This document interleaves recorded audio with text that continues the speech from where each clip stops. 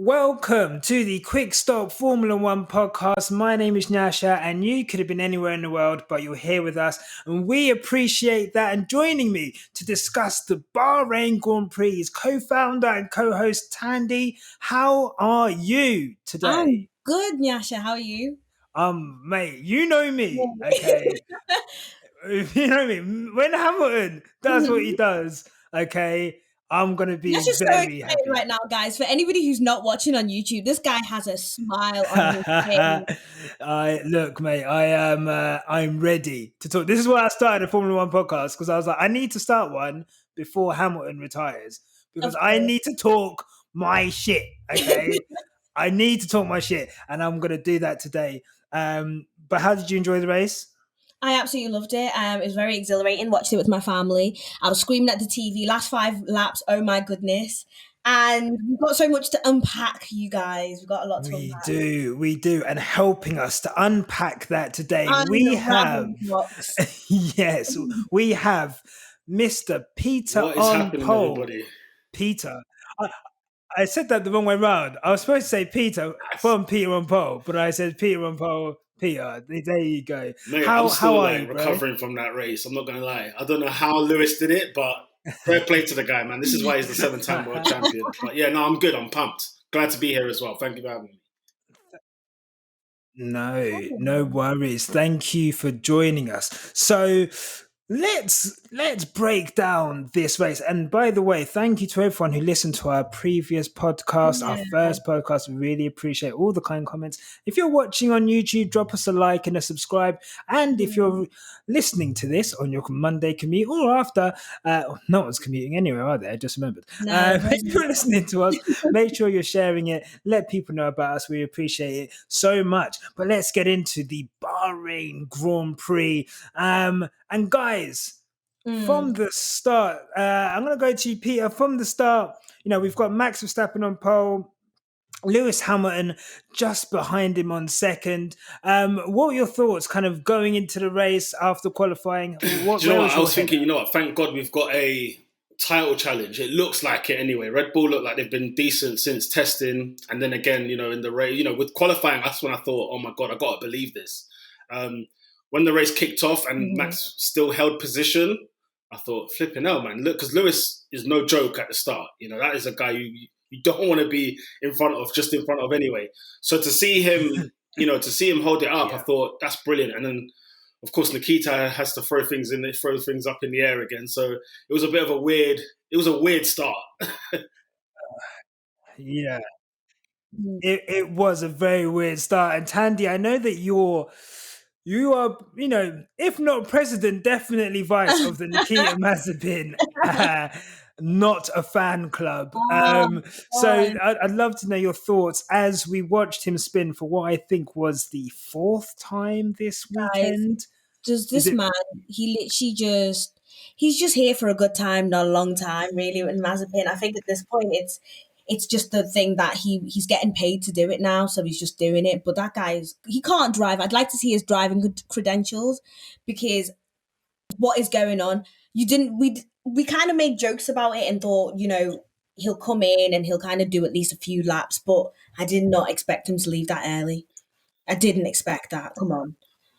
No, I mean, Peter, there was literally there was a round robin on Twitter about when is he going to spin off, which lap, did you think it was going to be lap 1? And I guess what are your thoughts on Nikita? And obviously there's a lot of talk around him, and maybe look, this is kind of affecting his driving, but I guess what are your views on, I guess, paid drivers and I guess what Nikita Mazepin represents? Do you know what? It's one of those where I don't think he's a good driver. And as you're saying, he's here for a good time. But the thing is, I think he'll be here for a while because obviously his dad has put a shed load of money into that Haas team.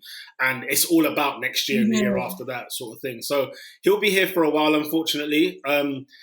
The talent, I don't necessarily see it. And, even just the way he spun, it was his mistake, if that makes sense. I think on commentary, commentary was saying that as he's turned out, he's hit the throttle too early. Now, you don't need to be a Formula One driver to know that's not what you're supposed to be doing this early on in the race. And I don't know how many turns he even made, how many corners he made. Maybe turn 1, 2, or 3 he might have gone out. So it might have even been earlier than that. So I haven't got time for the guy, but at the end of the day, he's going to be here.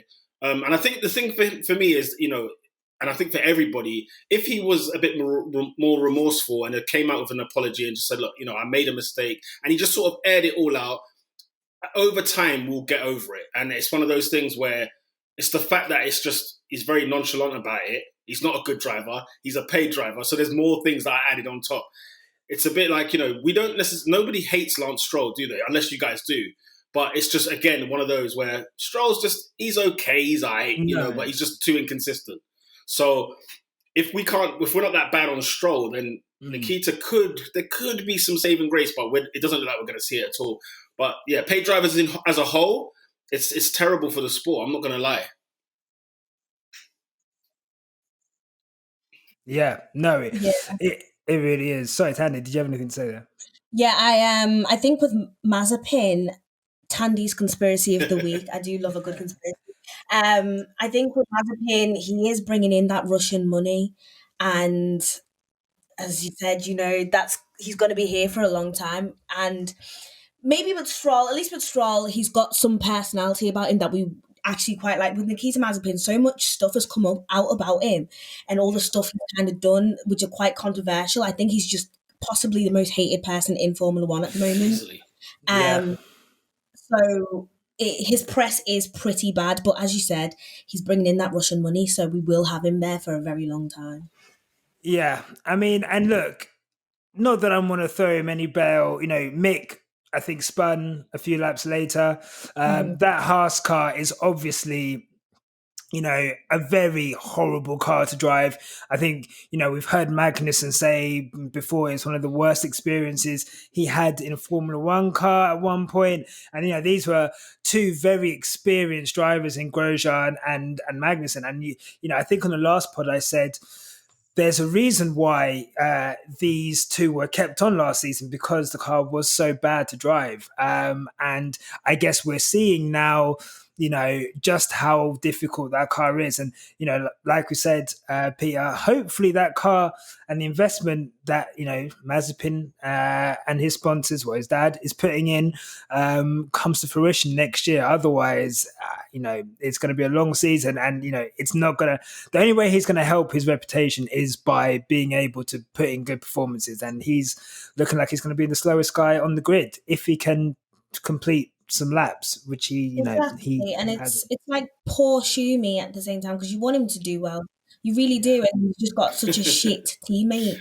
I'm really sorry. He's got a rubbish teammate, so I don't really have much hope for him. But to be honest, you bring up a good issue. Sorry, excuse me. You bring up a good issue about the whole paid drivers thing, because I don't know if it was Sky Sports, or I can't remember who put it out, but they literally said yesterday that for somebody to be in go-kart now, it might have even been Lewis, but for somebody to go into go-kart now, it's going to cost you $200,000 a year.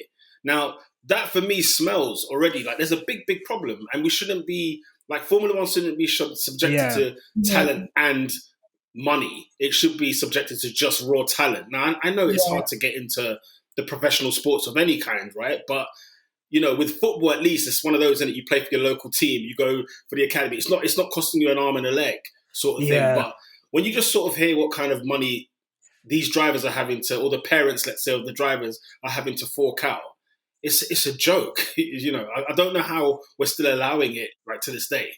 Yeah. No, and hopefully this is something that Lewis's diversity panel can kind of look into. I know it's a lot of it's going to be behind the scenes as well, but the barriers to entry for Formula One are extortionate. And until that's addressed, you're never going to see, you'll hardly see. Lewis Hamilton is the irregular occurrence for a British driver to be a working class kid to come through and become a Formula One driver and stay in Formula One. It's very difficult. So we'll see. But moving on from Mazepin and I guess that issue, moving on to the race. So, like you said, Peter, Max kind of checks out in front. And then we get the first Mercedes pit stop, and they go for the undercut. What were your thoughts at this point in the race? Do you know what? It was one of those. Red Bull didn't really. They were sort of handicapped in a way, because if they made the first move, then you would have argued, why did Max go in early? He's in the front. The gap wasn't going any lower. Lewis was the one that was more or less complaining. And so you would have thought, he actually had his own race and he was fine.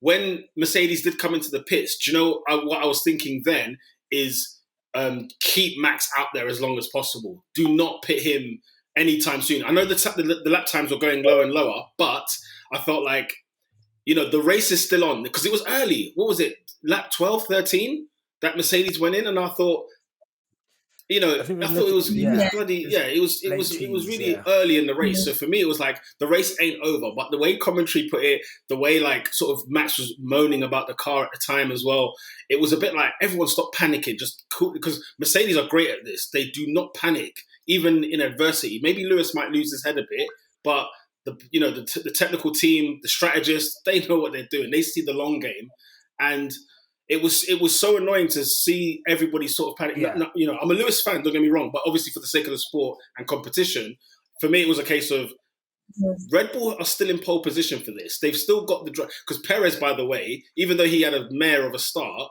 he was piling through that crowd. So it was one of those where I thought, you know what, just hold fire. Don't panic. Don't be triggered by what Mercedes do. So, yeah. Yeah. Mm-hmm. Yeah. It was an early call for Mercedes. And at that point, Thandie, did you think that Mercedes had done it, had gone too early, or did you kind of have faith in the strategy? Mercedes. I actually do always have faith in Mercedes. So when I saw a lot of chat on Twitter of people going, "Oh, they're done out," I was thinking, guys, relax. It's very early. Mercedes always pull it out of the bag. So I do always have faith in Mercedes. Yeah. Did you lose faith? Me, no. So what I did think was that it was aggressive. And Mercedes aren't known, because they're normally in front, so they're normally looking to preserve the lead. So it's not often that they are chasing. And I would say it was very aggressive. It's very Red Bull-like, I'd think, because I think what I thought was, okay, it's early. This means that whatever happens now, I think I tweeted it, Max is going to have to pass Lewis on fresher tyres, basically. So it's going to come down to the last few laps. Yeah. At the end of the day, Max is going to have fresher tyres. So I thought it was risky. But like I said, I think Lewis, and then we always talk about Sergio Perez as, we said the tyre whisperer. He is someone who can, make those tyres last. Lewis has shown time and time again he can make those tyres last. And I said on our Twitter, we've not seen Max in a situation where he has had to make tyres last. So either he was going to match Lewis and, they're both going to go long and see what happens, or he would have to have a deficit. And we were going to see what happens there. After you, Peter. Yeah, it's a good point you made about the tyres, about Max not being able to manage tyres, because if anything, did you see the times going down very rapidly when he was told to go out there and just sort of nurse the hard tyre all the way to the end? And I thought that's strange. How can a hard tyre not last the race? Like, what's going on there with that? Is it just because it was no grip, or what? Was it Max's inexperience? Yeah, I mean, I think they wanted him to obviously rag it and get behind Lewis, but they were scared of, I think, what happened in the end, which is I think he overused his tyres getting to Lewis. And I think even getting that, what was crazy was on 10 laps older, on newer tyres, Max managed to close the gap. I think it was a 6-second gap. He managed to close it. It wasn't until Lewis made that mistake on like the 52nd lap that he was able to get within DRS. Before that, it was 2 seconds, second and a half. It would have been a lot later that the move would have been done if Lewis hadn't made that mistake. So, I guess it shows how well Lewis was on those 10-lap old tyres, or I guess how much Max had taken out of the tyres in the early phase of that. And it goes from there. But I think Thandie, Do you Oh, think? sorry. So, do you think if there was one more lap, you know how we had 2 formation laps, so it took one of them Yeah. away. Had there been 2 more laps, do you think Max would have done it? I don't know, Thandie, what do you think? Sorry, what was the question? So, if there was one extra lap, do you reckon Max would have pipped Lewis? No, I No. don't. No, I don't. But it was very close, you guys. I was screaming at my TV. It was very, very close. However, I just think Lewis is just that good that he knows what to do in a competition like that, and he knows how to save his energy for the last minutes to just get that initial win. So yeah, I don't think so. Yeah, it would have been tight. I don't know, because Max there wasn't a move made on the last lap. I think if Max had got beside Lewis on the last lap, I think it would have been done the next lap. But because he was just within DRS and he wasn't even, Lewis really wasn't under. He wasn't having to defend incredibly hard, I'd say, on the last lap compared to obviously when he got past. I think it would have. I think it was in hand. I think where Max, and I think we can. I guess let's get into it.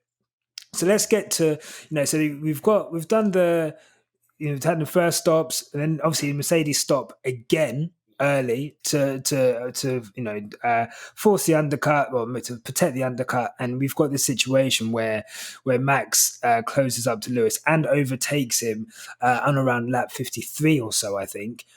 Thandie, there's been a lot of talk about track limits, and I think some people are upset that obviously Mercedes were quite clearly abusing the track limits at turn 4, so they were kind of going wide each time, and then the moment Verstappen does it, he gets told to stop doing it, and then obviously when Verstappen overtakes Lewis, he goes wide and obviously goes off track, and he's told to take it back. I don't know. Do you think there has been, do you think it's unfair? Do you think No, you know what? At first, I wasn't sure because I hadn't actually seen it, and then they played they replayed it, and you can see, guys, like it wasn't. There was clearly, you can't give him that. Do you know what I mean? So I don't really see any kind of conversation around it. It was definitely fair. Do you not think?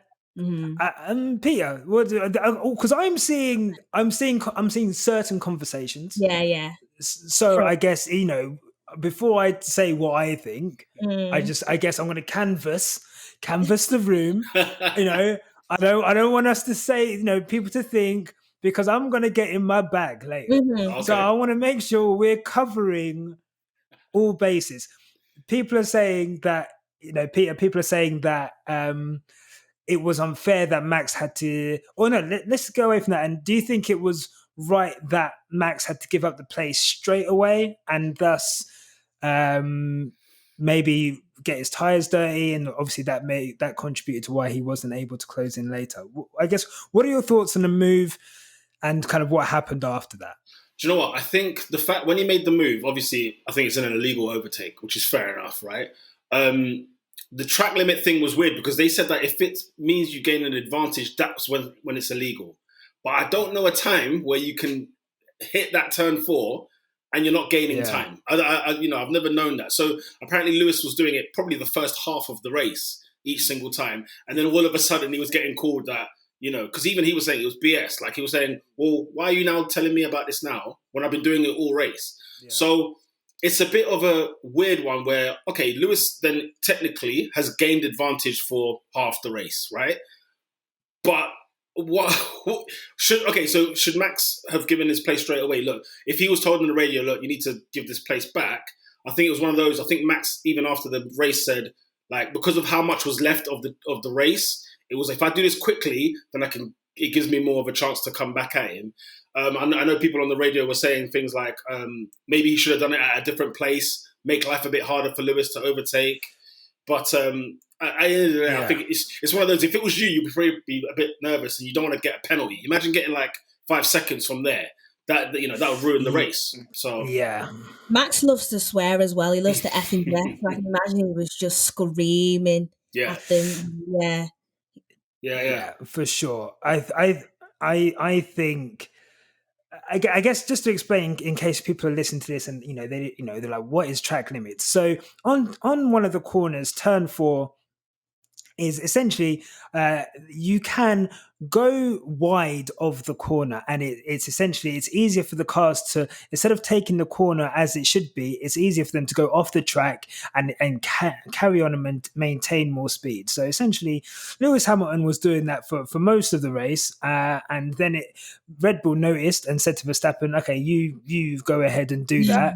And obviously the race stewards, the people in charge of the race, noticed that and then told both of them to stop doing it. And what people are upset about is that there's no consistency in that. If they'd noticed Hamilton doing it the whole race, or other people or anyone doing it the whole race, they should have clamped down on it, at that point, and not like Peter said, let people doing it for half a race, and obviously for and then telling them that they're not allowed to, which is obviously inconsistent. But I think in terms of the overtake, like you say, Thandie, like when you look at, just before we came online, I was looking at pictures of it. He is like, there's like half a car between him and Hamilton. It's not even like Hamilton's pushed him to the point where he couldn't be anywhere. They've touched wheels, much like I think last year, a couple of years ago, Max Verstappen and Charles Leclerc.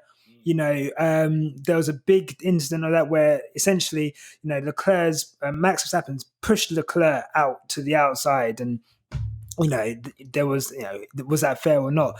I think with this, Lewis hasn't pushed him so wide that he couldn't stay within track limits. He's decided to do that because it'll be quicker. He gained an advantage. You can't do that. But I think, at the end of the day, what a battle that was. How were you guys feeling during that? Question, just before we go on there, do you think then the real anger Max should have is his engineer? Because basically his engineer's kind of flopped the base, where he's hotted up that, oh, by the way, Lewis is doing this, so you now can start doing that. And then all of a sudden stewards are now have woken up from their sleep or whatever it is they were doing. Because it doesn't make sense. If Red Bull had kept that quiet, or I mean, I guess they couldn't have kept it any more quiet. I don't know why they sort of exposed it on team radio where everyone can hear it. Yeah, I definitely hear you saying that maybe it is his engineer's fault rather than Max's fault. I mean, that whole car's just been designed around Max, like it's for Max. Do you know what I mean? Yeah. We love, that's the golden car for Max. So that is a very good argument to take on. Yeah, I think they were trying to hot up Mercedes. if you want me to be honest, I think that they were saying that, well, if Lewis is going to do it, then you do it. And they're saying, and I think it was a backhanded way of saying, by the way, stewards, Lewis Hamilton is going, instead of them reporting it themselves, which, if you've watched Drive to Survive, it's not beyond Red Bull to report people. No. But I think that, instead of hotting them up directly, they've tried to do it indirectly. It's essentially backfired for them. But I think that even if they hadn't done that move, there's two conversations. The track limits is one thing. The move is another. So we can have our conversations about track limits all we want. Half of that time, Max Verstappen was in front and building a 4-second lead. Or 2.5 second lead before Lewis came in. So, how much advantage was Lewis really gaining from it if Max Verstappen was winning the race? So yeah, I don't have that much sympathy on that side. I've got zero sympathy on the overtake, because it was mad. Like he was half a car in between him and Lewis. He's way off the track. He gained an advantage, and unfortunately, he couldn't get it back. And I think that says more about Lewis than it does about Max. I think that just shows how good Lewis is. What does it say about Lewis, Nyasha? Well, conclude the whole Uh, argument in w- anything, w- like this is what we've wanted for ages. We've wanted the competition, and in true Formula One nature, it's going to come with its politics. It's going to come with the unfairness, and you're going to get the fans who are going to be like, "Wait a minute, they're a bit biased towards the champion, basically." So this is what's coming. If this is what came on the first race, can you imagine how long the season's going to be for you Absolutely. people? Do you know what I mean? Yeah, no, I think you're right. And I was actually going to ask you. So I think, Thandie, you set it up perfectly in terms of Peter, having watched this, and we've seen, an incredible battle. And I think for the first time ever, really, we're seeing Red Bull versus Mercedes, as a title fight. That's not happened in the hybrid era. Before it was Ferrari, we had a couple of years of Ferrari and Vettel, but we're now looking at Mercedes and Red Bull. What does this mean for the sport? And I guess, what does today mean for the sport in your eyes?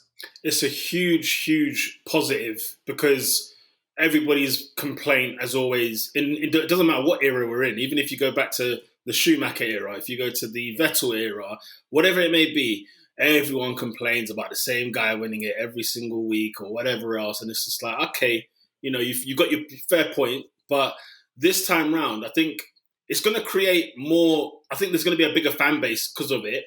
But there's going to be a bit more rivalry as well because there's going to be a Team Max Verstappen all the way, and there's going to be a Team Lewis.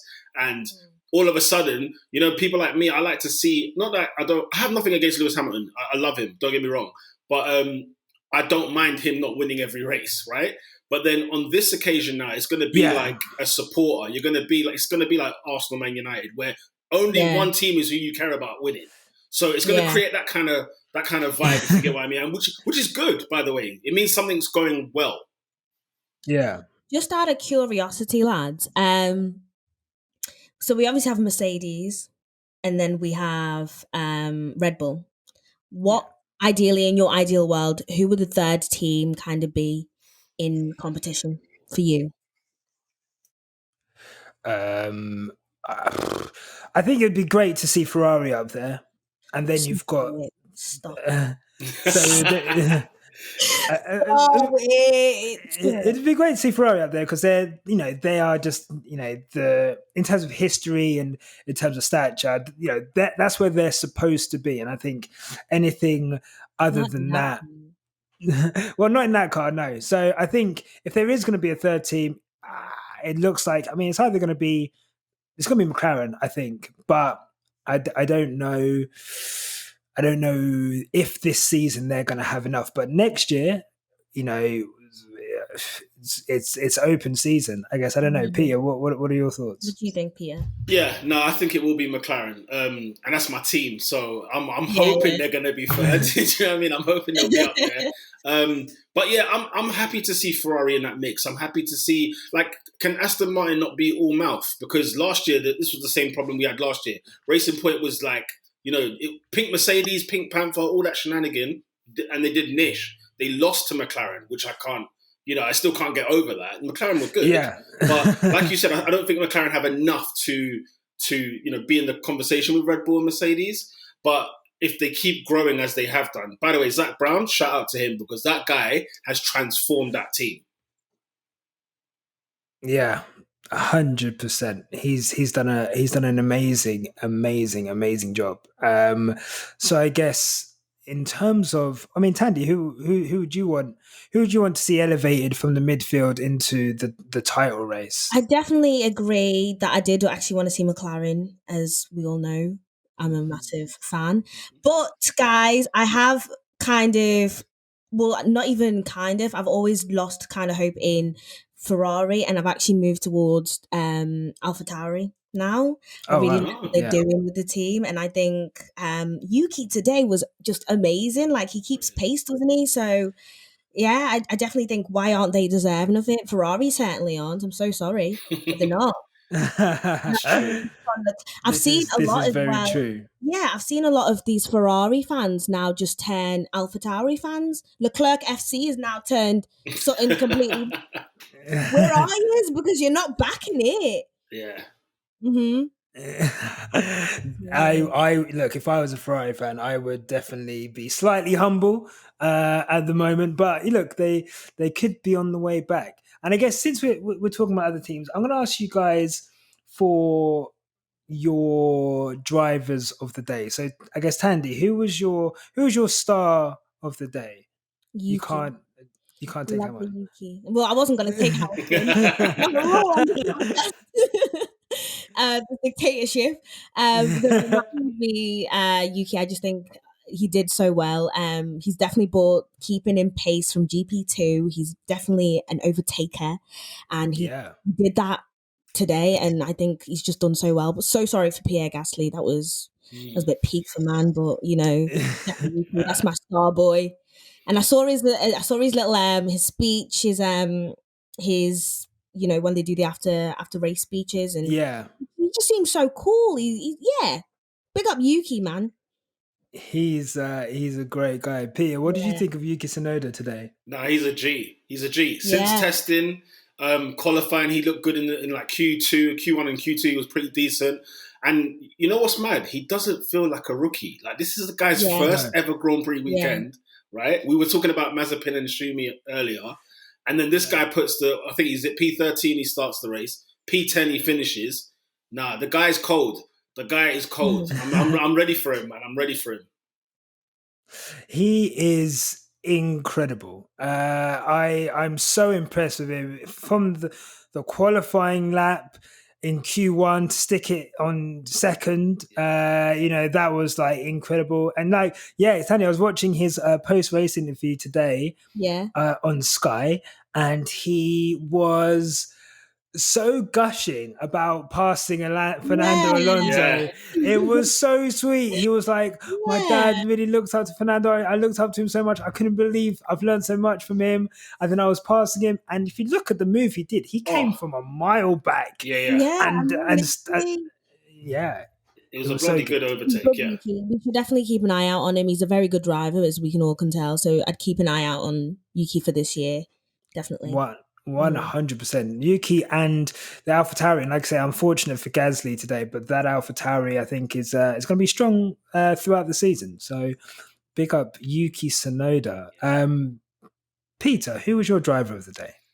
I'm gonna have to go Sergio Perez because of Nice. the situation he had. Like, that electrical failure at the start was weird. I mean, before the race, did you see the mechanics like proper hustling that car like half an hour before they're meant to go on track? And then I think he's pulled over to the left hand side, and there's no electronics on the screen. It's completely packed out. I thought, for goodness sake, this second seat at Red Bull is the most cursed seat in Formula One, right? But the fact that he started in the pit lane, and do you remember people's excuses for Gasly and Red Bull and Albon was that, well, look at the car, the car's rubbish, it's catered to Max, which I do agree with. But then you look at somebody as competent as Sergio, he shows you that, fam, even though I'm at the back of the grid, it is not the end of the world, sort of thing. And to put it in P5, fair play to the guy, fair play to him. Yeah. Mm-hmm. He had an amazing race. Thandie, what did you think of Sergio? He came through the grid like a hot knife through butter. Literally. But I've always said this about Sergio Perez. He's very good, and I think he's the perfect person to take on this haunted seat. And sure. I really look forward to just seeing Sergio just make that seat his bitch. Like, I'm ready. He's great. He's a great driver. So, yeah, good on him. Yeah. Mm-hmm. No, for sure. He is, I think you're right, Peter. Like we just come to expect it from Sergio. I think when we saw him at the back, I knew that he was going to come through the field. He took advantage of the safety car, was able to get a couple of laps fresher tires at the start. But he made those tires work like he always does, came through the field, he was overtaking, and obviously he's in a car which has the pace to do it. But, the same that, that Gasly did originally, in the same way that Albon did, that Red Bull has always been the second or third quickest car. Yeah. Pardon? No, you agreed. Yeah, Yeah, you Oh, agree. right, so I think you said yeah. what? I think it has been. No, you're right. You're So, right. so, I think that I think he did an incredible job, and I hope that in Imola at the next race he's able to have a trouble-free qualifying, Do you and think? yeah, Sorry. Do you no, think okay. Perez was a good rear gunner for Max? Today, no, because he was Yeah, too far. He was too yeah. far back. But I think he showed what he could if he was. And I think Feeling like real wild in it. yeah, I think if the race is different, if Perez qualifies fourth and it's Max Lewis Bottas Perez. I think then strategy wise, Mercedes wouldn't have been able to pull. They could have. I think they probably would have pit Perez before Lewis, and that would have set off a whole chain of events. So, yeah, it's we'll see. But I think he will be a good rear gunner, and I think he'll be able to pick up pieces maybe when Max isn't able to. So, Yeah, we hope so. that'll be good. Your driver of the day to me. Yeah. Yeah. I'm like, who is Who's next? your driver of the day, Nyasha? Yeah. Who's my driver of the day? Let me think. Let me just have some water and think. Okay. For those not on the YouTube, I just sipped some of my water. I want to make sure I'm well lubricated for this. My driver of the day This guy. is Sir Lewis Hamilton. Okay, and I think today people may have been wondering, why would you knight a Formula One driver? He's still going. That's why. Okay, that is why he is the greatest driver we have ever seen. I'm telling you now. Okay, let's just dispel. There's so many arguments people throw up. Okay, when they talk about Lewis Hamilton, about especially his last 6 titles, other than the one at Mclaren, he's had the best car. Okay, he's just been able to blitz his way, and that's not even necessarily true. We know in 2017, 2018, Ferrari had a quicker car. And we can get to why they didn't have that because I know who my donkey of the day is. But they, they are demonstrably not the quickest car this weekend. Valtteri Bottas, slow stop. Let's take into account the slow stop. He was, let's say, 10 seconds off the pace before he came in for for a stop to get fastest lap. In the same car as Lewis, struggling, okay? And whatever you think about Valtteri Bottas, he's still a competent driver. So we're saying that somewhere in between Lewis Hamilton and Valtteri Bottas is probably the pace of that Mercedes car. Max Verstappen clears off at the start, 4 seconds up the road. Clearly a quick car. For Lewis to win that race today, I think those tyres went for 20 laps or so, 26 laps. The first set of hards went for 16 laps, and he said they're done. Yeah. Okay, They're done. they're done. So he had to pit after the first set of hards, and he said they're done. He puts on another set. I even tweeted, I was like, wow, this is going to be a 3-stop strategy. Imagine. Because there's no way. There's no way he's getting to the end.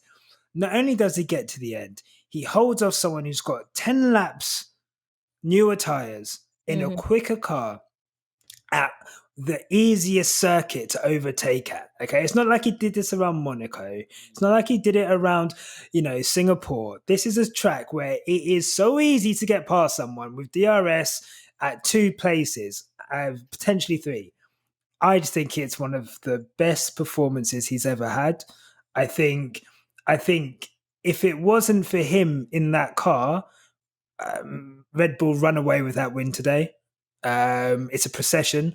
And I think the same thing that people I think are mad about with Mercedes and Lewis, I think if he's not in the sport, we don't get performances like that. He's done it time and time again. Like last season, Turkey, he does that. Last season, Portugal, he did it. Nürburgring. There, so many incredible performances. He's doing it again and again. I am literally running out of words. I am getting emotional. Do you know He's the greatest. He is the greatest. Do you know what? You've touched on something that I've never actually thought about. You know, like if there was no Lewis, you would think there's going to be more competition, right? Because everybody's kind of evened out a bit. But it's the sheer quality, the standard that he puts it on. That even at times, it goes over me where I'm just like, oh, he's done it again. But it's like you said, if there had been any other driver, that's where I think you hit the nail on the head. If another driver drove that Mercedes, Max has won this race. And so that's honestly, hats off to you, because I never even thought of it like that. Like, he is quality. That's what it is. Like, we can sit here and argue about that whole thing with Max, but really and truly, it's all down to the driver and the person who was in that Mercedes, and it's Lewis Hamilton, and that's why he won. Yeah, 100%. Yeah, I definitely think Max got a bit gassed. You know, it's fun to excite him. Friendly, got a bit gassed, but I think when we saw him when he was on podium, he had his hands on his hips. He knew. Yeah. He knew. Yeah, that podium was a bit awkward, wasn't it? So awkward. They didn't even throw champagne on each other because they knew, guys. They knew. The thing is, I think Thandie's onto something here, where Red Bull have probably sat there and thought, "Oh crap!" Even in a moment like this, and you need a mature Max. By the way, let's not act like Max is devoid of mistakes, because he does make mistakes. And so, if there's any chance of fighting for a title, you've got to have your head level throughout the entire season. And I think Max, in fairness, Max is half the season he's great, and the other half he's a bit mediocre. And I think Red Bull just need to focus on winning the Constructors. Forget the championship. The Constructors is what they need to do. Get Perez and Max in the top 3 every race, then have the Constructors and see you later. Yeah. Because, I think the title, personally, I think the title is kind of over. It is. He's calling it. You said it's over. So why do you think it's over? Purely for the adversity Lewis had to go through.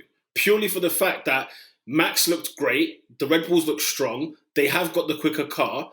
Because, like I said, I don't understand how Lewis, no one here is telling me how Lewis won this race.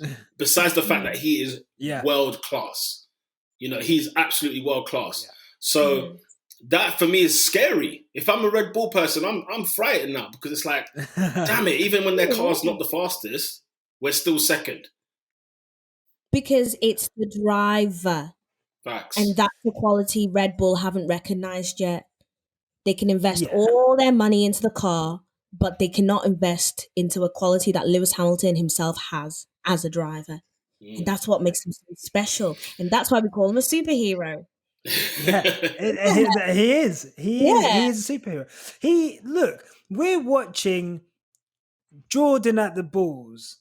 Facts. Federer at Wimbledon. We're watching, this is Woods at his prime. We are watching Tom Brady in real time. Yeah. Tom Brady. Yeah. Real time, greatest of all time achievements. This stuff, we're going to be talking about this. Serena Williams. Apologies. Serena, yes, 100%. Serena, 100%. apologies. Serena on top of all of them, man. Yeah, 100%. We're watching greatness in front of our eyes. And today, I think what I'm really happy for is, the casual fans who've tuned in after Drive to Survive, not sure what, I don't think they even talk about Lewis being good and, whatever, but it's mostly just like the Valtteri Bottas villain origin story, really. That's that's the role that Lewis had. And I'm so happy that casual people tune in, watch today, and just see what the hype is about. That's why he's box office. That's why he's the driver. You go any country in the world that watches Formula One, he's the one that everyone knows. I just think what a performance! What a performance! Absolutely. What a guy! Yeah. And I'm so proud of him. He's just a great guy. Guys, 2 seconds. 1. Right, so that's all the people who did well. I think I'm just going to give an honourable shout out to Alonso as well. I think he did quite well on his return. I thought he did quite well. Yeah.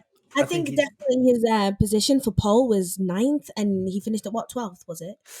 He didn't finish. He didn't finish, didn't he? He had Yeah. he had a brake issue. Had a brake issue that had to retire. Okay. But at the time, I think when he was when he did retire, he was 12th ish.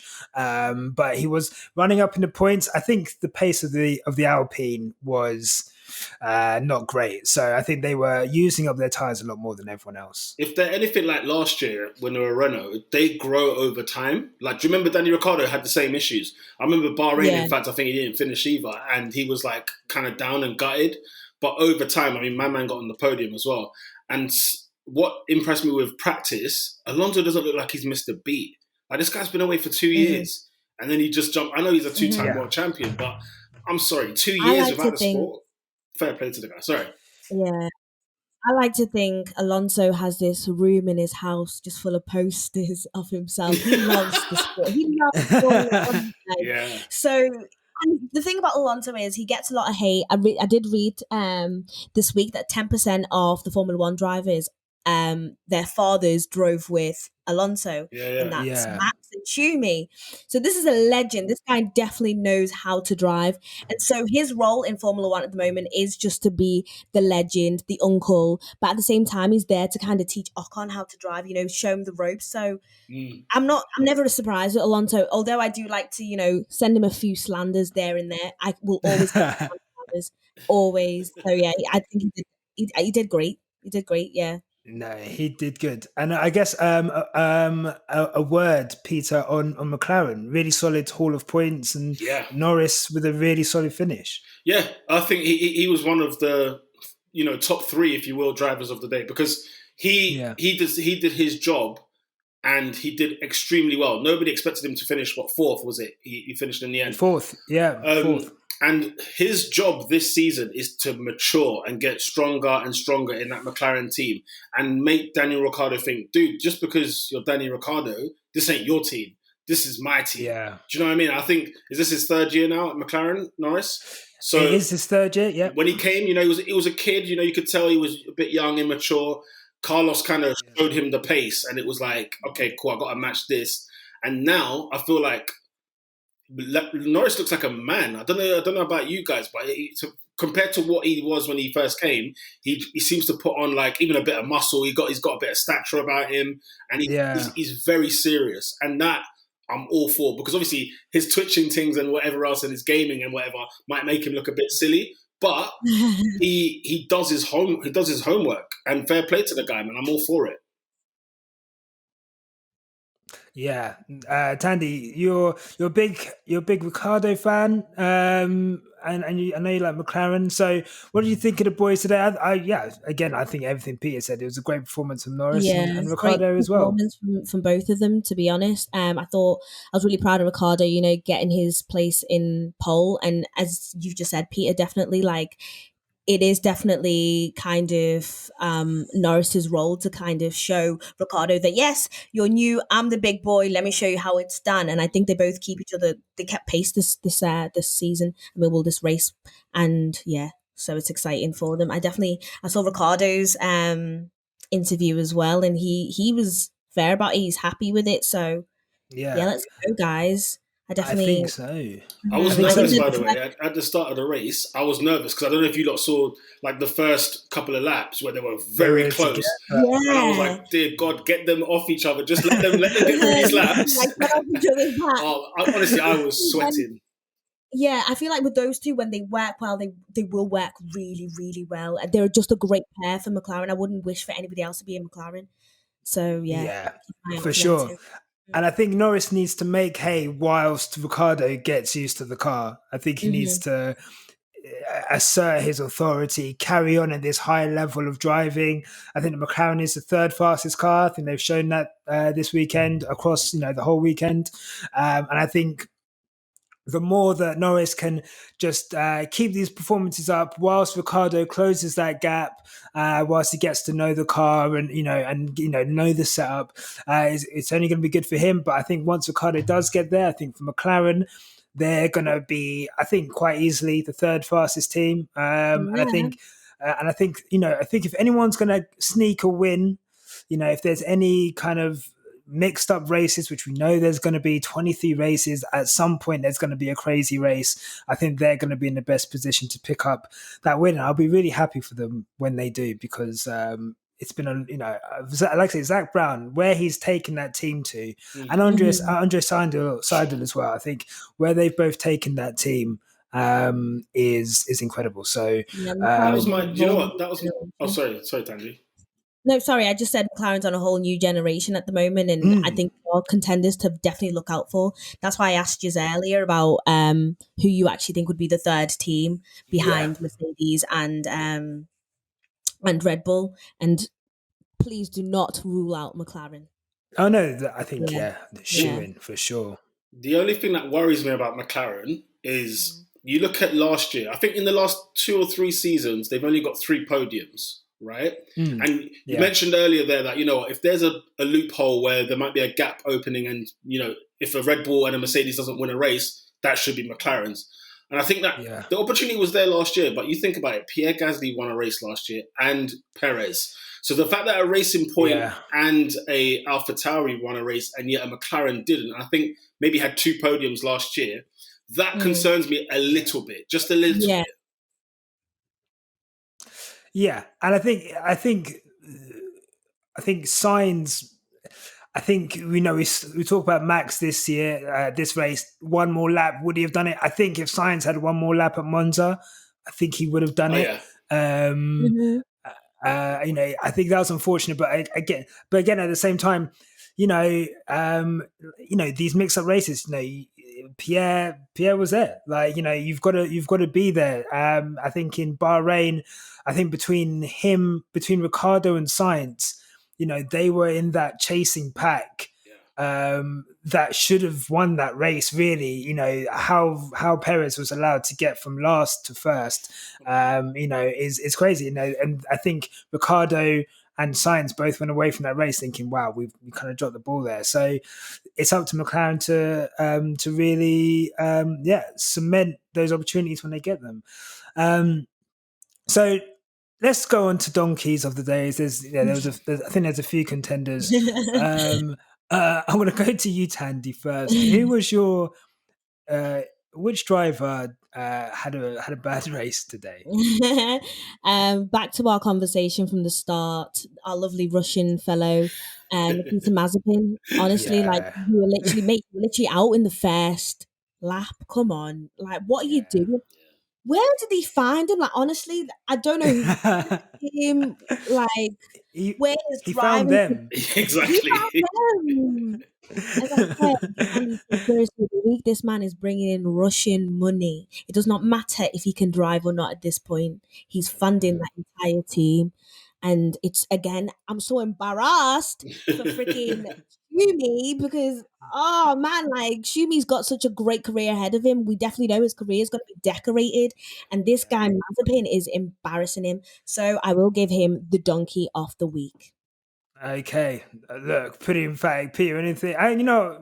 We've done Mazepin, and you know what? As much as I want to dig him out, just to bury him again, there's a couple more men to bury today, and I think Thandie, you have put it so eloquently. We are definitely embarrassed by Mazepin, 100%. Peter, who's your donkey of the day? I'll tell you who is embarrassing, okay? Embarrassing. Guys, I'm not going to lie. Sebastian Vettel. Now, look. Yeah. I'm going for him. Let's talk about it, please. I'll tell you what. Because I'll tell you what, because his testing wasn't great. All right, fair enough. Maybe the car wasn't there. No problem, okay? Then in qualifying, my man's still speeding with double yellow flags and just acted like it didn't happen. Okay, so that's a bit strange. Yeah. So he starts at the back of the grid, doesn't help himself. Then the hit he did on Ocon, what is he on? Like, I don't even understand. And then he was moaning that Ocon switched lanes. Like, Ocon didn't do nothing. Do you know what I mean? Like, you just went straight into it. Driver, like, get a whip. Fully. Do you know what's mad? You know the idea of, like, the best driver and the best car and the argument there, which honestly, I'm not gonna lie, guys, I've not been a Vettel lover ever since Red Bull. And I know at Ferrari, we wanted him to challenge Mercedes. And so we were all kind of getting behind him a bit. But for me, like, it kind of proved to me that if the car is not good, forget Vettel. It's over. It's done. When he was in that Red Bull and the car was superb, he was gone clear. The minute he got a challenge, the first time, I think 2014, when Hamilton won the title, that was it. He was done with Red Bull, went to Ferrari and causing mistakes and accidents. And now, Aston, bruv, good luck. That's what I'm saying. Aston Martin, good luck this year. Ask Nyasha when he thinks he fully fell off. When was the moment that man fell off, Nyasha? Look out for this on my YouTube, because I'm gonna dissect it I'm gonna Dr. Turk from Scrubs dissect this. Like, let me tell you now. Hockenheim 2018. Oh, okay? Dear. Oh my God. Okay. When he binned it into that wall, okay, when Lewis Hamilton was charging down on him on soft tires in the rain, we saw the absolute decline of Vettel. And since that day, look, let me tell you now, since that day, he span around at Monza. I think he span around somewhere else that season, gone into the season after. Brazil. Do you remember Brazil? First span in Brazil. 2019, he span a few more times. 2020, I think he span again.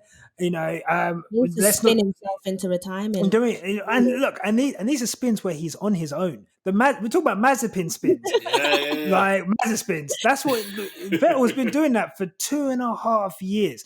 You know, for me, he is like, you know what, Thandie, I'm so sorry. When you called him a bum on the preview, I was, you know what, I was taken aback, because I was like, I wasn't expecting it, because you know, and the thing is, I think especially with F1 Twitter, there's probably, you know, we're lucky in that we're still a small podcast, so you know, not that many people are going to hear this. I actually got a phone call on Saturday of someone saying to me, "I'm not too sure if you're allowed to call Formula One drivers bums." I have, and you take it. Yeah, look, and this is the thing. I think with F1 Twitter, I think there's very much like, I think more than any other sport. You know, I love football. And I love Formula One. And in football, it's very much about the club. And, you know, we like players, but it's happening a lot more recently. Peter, you know, you're not a fan. I guess you're official, so you can't say too much. But I guess with the Ozil thing, you know, there's a lot of like people who love Ozil, probably more than they love the club. And, you know, it sways their opinion. And I think with Vettel, there's a lot of people, you know, we love Vettel as a person. He's like a great person. He's a great ambassador for the sport. I think him and Schumacher wore today great T-shirts saying, you know, Black Lives Matter, clean the world, you know, science matters, all of these things. He's a great person, but we are watching a driver in steep decline. Yeah.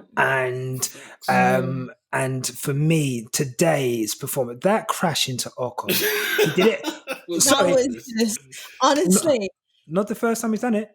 No. Silverstone 2019, I think. He goes straight into the back of Verstappen. Goes straight after he's been passed. Goes straight to the back of him. Like he has done this before. Do you know when the bullet was put through? Yeah. Do you know when the bullet went to his head? The arrival of Charles Leclerc, because the guy stepped in, gangster. He came in, and I was like, holy smokes, this kid is all right. I thought this kid is all right. Embarrassing. Oh yeah, I mean, because even 2019 was when they had the illegal car all of a sudden after the summer break, right? Yeah. Did not Leclerc win Monza and Spa and I don't know who won Singapore? It might have actually been Vettel. Vettel won Singapore because he disobeyed orders, right? Okay, and then eventually, and then lucked into it because the safety car or virtual safety car basically lucked him into that win. Yeah. So you see it, bro. Leclerc was spinning W's all over him, and it was one of those where that was for me when the bullet went in. I said, "Yo," because that crash 100% in Hockenheim. I said, "Man, this guy is finished." But the bullet for me was Charles. When he came in the game, I said, Vettel, step aside. Yeah. And to think Aston Martin dropped Perez for this guy. Like, this is the thing I can't get my head around. I can't, like, Racing Point, I don't take seriously anyway. But then this, I said, nah, you guys are jokers. What's been killing me is this man is all in the Aston Martin adverts. He's a poster boy. He's feeling fly. You are doing nothing, uncle. Please. Literally off the hype. Look, I think what. Off God. past hype. Yeah, no. Look, it's quite clear, and for me, we said it before in the last podcast when we were discussing Vettel. If you're talking about driving, there's no way he should have replaced Perez. No chance. Like, No. Perez is a great driver. Exactly. But, you know, as part of, if you're trying to market Aston Martin as this team, you know, it is essentially Vettel is clout. You can say we've got a 4-time champion in the car. Peter, what's your thoughts on that? I've got a problem with this because I've heard this excuse used bare times, for bringing Vettel in, right? 4-time champion, marketable. I understand. It's Aston friggin' Martin. This is not. It's not friggin'. You know, it's not a Marussia. It's not a Minardi. It's not an Arrows. We're talking about Aston Martin here. Do you know what I'm saying? And all they seem to be doing is talking about James Bond. By the way, so I don't know how. You know, it's like the marketing is there already. Like Aston Martin's got F1 history. Aston Martin has got history outside of Formula One. So it's this thing of marketing drives me nuts. If it was the Haas team, I fully understand what they're talking about. Hence why they brought Schumacher in there. But we're not talking about some dibby car manufacturer. We're talking about serious guys. You know, that whole thing of like, you know, 4-time champion market garbage. I don't know where. Look how much money Perez brings. Perez money saved Racing Point, for crying out loud. So, you know, honestly, I don't know. Speak on it. I don't know. I don't understand. Talk the tings. Man. Talk the tings. Okay. Well, look. Trust me, I would love to sit here and talk, because I will tell you now, I have been on this. I've literally kept it in about Vettel because I'm like, maybe it's the car, maybe it's Ferrari, and you know what? That qualifying time yesterday, at the time I was like, oof, that's bad. But okay, double yellows, you backed off, fine.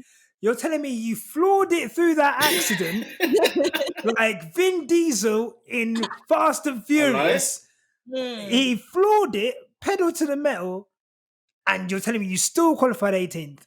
And then you've got a grid penalty. I'm sorry. Like, you hear his radio at the end? Because his radio message afterwards, P18, it was like, I gave it everything. I gave it everything I could. Nothing. That is your everything. That is so embarrassing. Oh, man. You know how many years that man has been in that sport, and you're telling me you gave it everything. Exactly. People get onto Kimi, and I understand getting onto Kimi because he's there for the ride, please believe.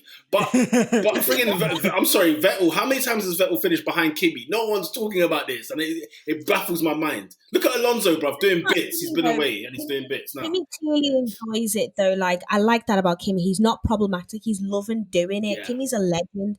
Whereas Vettel, as I said to you, Vettel is now going into the same bag of like vengeance and just harboring this weird uncle anger that Alonso has. But Alonso's doing way better than him anyway. Exactly. Yeah. Exactly. Yeah. It was the tale of two veterans today, and I think when people talk about Vettel being in the same class as Alonso and Hamilton, I find that disrespectful, to be honest. It's the numbers, isn't it? It's just the numbers. It's the numbers. But I mean, look, let me move on, because I honestly, I'm really disappointed in Vettel today, and that was going to be my pick, but my pick is going to be Valtteri Bottas, I think. Ooh. And I'm going to say why because I'm trying to think down the grid who else had bad races. I think everyone else, there's no one else who I was super disappointed with, and I think I can legislate for everyone else. I think Bottas, the reason I'm going to give him the donkey, it's not necessarily donkey, but I just think that every season, the last 2 seasons, he's come and he's won the opening race. And we've been able to say Valtteri 2.0, Valtteri 3.0. You know, we've seen this upgrade. I think that's because he's had the strongest car and he's been able to drive easily with that car. And so, you know, that's good. I think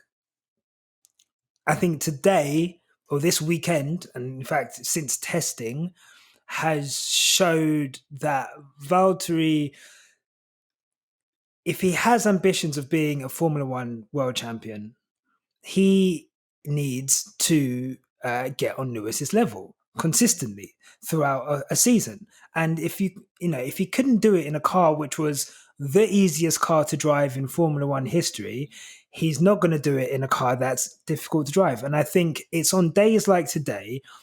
And this is why I used to say all the time when people talk about, it's just the car, it's just the car. On days where it's difficult to drive, look where Bottas is and look where Hamilton is. In Turkey, I think Bottas spun 3 or 4 times last season. Yeah. Today, there's points where he was getting swallowed up by the Mclarens. Or was it by Ferrari? I think he got swallowed up at the start of the restart. It didn't get spoken about, but he's not alert at the restart. He's getting swallowed up by the midfielders. He's having to pass them. That's obviously wearing his tires down because he's following another car. He gets 3 of them. He's just not at the pace of those two. And for me, I think this is going to be indicative. If it's, and this is the first race of the season, so we don't want to bury someone off one race, and there'll be races where he does better. But for me, I just think that, I'm disappointed that I think Perez is going to be stronger than Bottas. Personally, I think once Perez gets used to that car, he's going to be stronger than Bottas. And I think for Bottas to be that far off the pace today, in the same car as Hamilton, who's won the race, I think that shows you up. In F1, you can only be as close as your teammate. Yeah. I think down throughout the field, other than Stroll and Vettel, I think the biggest disparity that I could see visually, and maybe Ocon and Alonso before, but I think that Alpine is not easy to drive. So I'm going to give Ocon some bail. But Bottas wants to be a world-class driver. He has ambitions of being a champion. You've got to keep up with Lewis Hamilton, and he didn't. And I just think it's another one. He's had a lot of those performances coming. Did Bottas not get the fastest lap today? He did because he got 1 point. He got an extra point, but that's because he was, he had a slow stop. Like I said, fine, but he was 16 seconds behind Hamilton and Verstappen. 16 seconds in a 56 lap race. It's not good enough. Like, and if you want to, and I think the only way he keeps that seat is if he accepts being a number 2 driver. Mm-hmm. I think if he tries, also if he didn't, he's changed his stance on kneeling, and can we talk about that, please? That for me, and I think that stems from him saying, "I'm going to be selfish. Mm-hmm. I'm going to do what I want to do this year." Last season in Spain, he complained about the overalls being black and too hot. Whilst he was trailing Lewis Hamilton by a substantial margin. So today he goes, "You know what? I'm standing up for myself. I'm not going to kneel." Well, look where that got you, And I think for you to, I think it says more about you if you start kneeling and then don't, than if you just stand. A lot about you when your teammate is kind of the face of why we're kneeling. Your teammate is a black man and you are not kneeling, but you were kneeling last season and all of a sudden you've decided not to. For me, that was a massive FU to any of his black supporters, by the way, saying. Whom it may concern. I just say, I've always said it, Bottas, for me, he's never going to be world champion. He's definitely a second driver. He is Lewis's shadow, and perhaps that's why the overalls were black, because you are a shadow, my friend. You know what I mean? I agree. I agree. But the thing for me with Bottas, it's difficult because when Rosberg became champion in 2016, before that I would have never said he would ever be champion as well, because there were similarities between Rosberg in terms of being the nicer kind of guy, but then also was a bit hacked off inside. But with Yeah. Bottas is genuinely, I think, a nice guy. I don't think he has that mean, nasty streak in him to be world champion. I'm not saying you have to be such a waste man or anything like that, but he doesn't have that. You remember when Vettel done Mark Webber dirty, right? And do you remember like when you think about how many times, you know, Alonso and Hamilton when they were at McLaren, there was some horrible stuff going on there, right? Yeah. Bottas, for me, I feel like there's too much integrity, if you will. I don't know how to put it, but he hasn't got that steel in him. And even though he says, you know what, I'm going to be more selfish, he's having to put that on. I don't think that's naturally him. And so I think he will struggle. But more importantly, he was overhyped at Williams.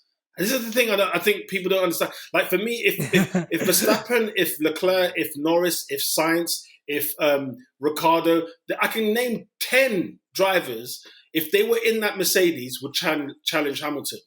And I don't know why Bottas got such a rocket up his backside when it was like him and Massa, I think, at Williams, and they were kind of overperforming for like 6 months. Yeah. You know, so it was bad recruitment for Mercedes. Unless Toto was always, you see the mean streak in Toto. Maybe he's always said, "I need a number two, a legit number two." This is Eddie Irvine, Rubens Barrichello. I need that guy in there to help Lewis. If that is the case, then he was doomed to fail. He was always doomed to be what he is now.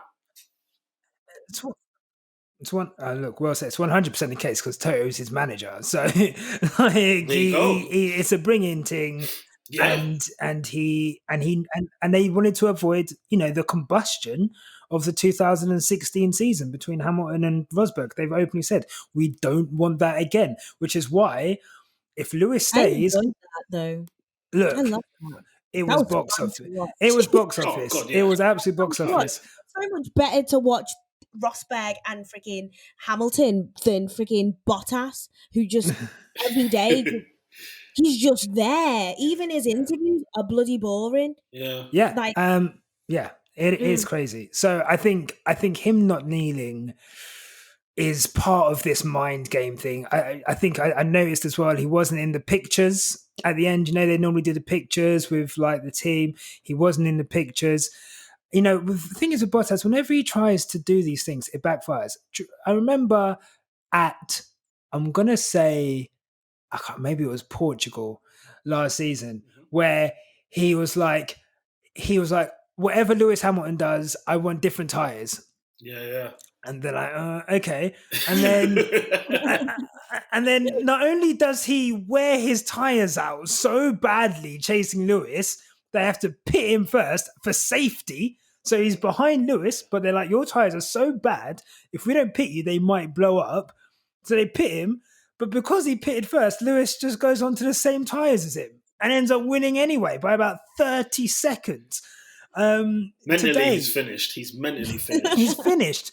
He's thinking, okay, I mean, look, at best, he's thinking, I'm going to get in Lewis's head. I'm not going to kneel and whatever.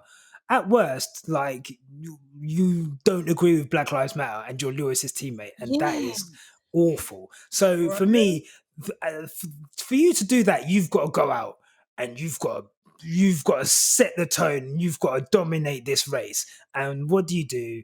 You get bullied by a slower Ferrari at the start. You are 15, 16 seconds behind before you make a pit stop for fastest lap, which you only get because you got fresh tyres. I've lost a lot of respect for Valtteri today. And I think this is why it's important to have platforms like this, because I don't think other platforms are going to talk about Bottas's change of stance. You know, it's going to be maybe like, it's going to be kind of maybe mentioned, but the significance and how does that affect Black Formula One fans? You know, how does that affect the Black people who love Bottas? There's got to be a Bottas stand somewhere. I know I was definitely looking out to see who was kneeling and who wasn't. And it seems like there's a lot more not kneeling. Yeah. Is it? Maybe it's just because like the change of drivers, but it just felt like it was like half and half. Maybe I couldn't quite tell. I just think fine, the bigger picture might not apply to you as a white man, but it definitely applies to you because you're in a sport with one black man and it means a lot to him. So the least you could do is at least kneel. Yeah, for sure. For sure, 100%. Mm. Right. I don't know if this is true, but it's saying 2 hours in the corner there, but I don't Yeah, think I that's don't know true. why it's just gone to 2 hours. I I'm like, how has it gone to 2 hours? don't know, but I think we're going into our second hour. So look, I think that's a classic race. We have watched an absolute Yeah. classic race. I guess I'm going to ask you guys, what would you like to see in Imola, which is in 3 weeks? So 3 weeks to catch up. But Peter, if there's one thing that you could see in Imola, what is that? Sergio Perez getting in the mix with the four. I think it's a case of it's about time Red Bull had another person other than just Max. Because the last 3 years, Max has fought two Mercedes and a Ferrari. Like they were saying, his pole position on Saturday was his fourth in his career. What are you talking about? Yeah. Fourth? Wow, Like yeah. what is that? Like, do you know what I mean? So Yeah. when you look at it like that, I feel like with Gasly, as much as we love him and Albon and so on, we needed somebody to give Max some help and really give Mercedes a big challenge. So that's my number one is Sergio Perez, man. Get in that conversation. Wonderful. That's a really good one. Thandie, what's one thing that you would love to see I would at definitely, Imola? yeah, I definitely like to see the push from Mclaren, as I did state earlier. I think those boys are doing amazing. As long as they can get that like teammate thing going where they're at each other's pace, I think they can definitely, set standards in this and push their way through. So I'm excited to see that. It's definitely not going to be Ferrari for me. I just don't think. I think Lando's got it, but I'm not too sure. I mean, not sorry, not Lando. Yeah, I'm not too Claire? sure about Ferrari actually Okay. keeping pace at all, guys. Like, no. So I'd really like to see the push come from McLaren. Add a Okie bit of pressure. dokie. Okay, no, I love it. And Ferrari improved, but yeah, I think again it's one of their home races, and Mm, it's we'll see. Imola is a completely different track to Bahrain, and all we've seen this season because of testing is Bahrain. So yeah. really, we're going into the completely unknown at Imola because it's a different track, different setup needs. Might suit some cars better, might suit some Mm. cars worse. So we will see on that. If I had to say one thing, I would like Mazepin to get further than he did today. You're the Yeah, only actually, one. I'm sure you're the only one yeah. out there. You know Yeah, what? Because for I'd like me, to see him, yeah. you know what? For me, the integrity of the sport is important, and when you have someone like Mazepin, what he did will never go away. And that is deplorable what he did and the type of person that he has, the things that got exposed. Unfortunately, he is here to stay. And for me, I want 20 F1 cars performing at a reasonable level. I don't want there to be a joke F1 driver who cannot make it past the first lap. And you know what? Because if his money goes, that means Haas F1 goes. That means Shumi doesn't have a drive. That team is on the brink as it is without that money. If he goes, I don't think there's someone that can come in and bring in that money. So, as a sport, Mm. Mazepin needs to learn how to drive. Haas needs to become a credible team, and that's for the better of the sport. So look, it was jokes today. We got our jokes off, but we need that Haas card to be. I know even Shumi span as well. I think so. For me, I would like to see Haas with a car that allows their drivers to put their foot on the throttle without spinning round. So let's see. But we're going to leave it there. Guys, thank you so much. Peter, thank you so much for coming on the show, man. Pleasure. Absolute pleasure to be on here, man. Thank you. And where can people find you on social media? Cool. If you just type in Peter on Pole, my DJ name is my Twitter account, which is DJ Solenki, but Peter on Pole should find you there. My screen name is that. Peter on, DJ, that's cool. yeah, do a little bit of mixing here and there, Did you know? I'm going to say it. No, I'm going to say it. Peter, Go on. right? I'm a massive Arsenal fan. Mm. And Peter, you are the Emirates Stadium DJ. Are Yeah. you? Yeah, PA announcer and DJ. Yeah, so PA announcer and DJ. Yeah. And Like, what does that entail? Like, what sort of songs are you going to be playing? it's so tell him what songs you play at halftime. of lately, well, Joy, I always used to do this. I've been at the club now for about 5 years, and I would always play like rock music, a bit of like just sort of upbeat tempo for the crowd and just for the fans to get on their feet just for the game ahead. But then lately, because we've had no fans at the games, a lot of the music I played beforehand is player music. So like they like their hip hop, they like their drill, they like their grime. So that's all my kind of side.